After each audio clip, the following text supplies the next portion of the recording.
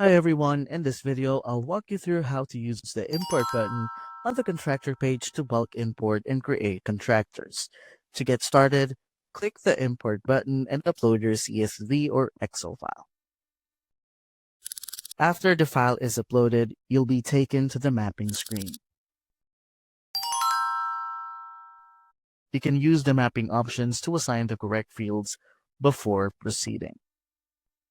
Once all required fields are properly mapped, click Save Mapping and continue with the import process. After processing, the system will display the results page where you can review imported records, identify any errors, and address any remaining items that require attention. This feature makes it easy to import large numbers of contractors while ensuring your data is mapped correctly before it's added to the system.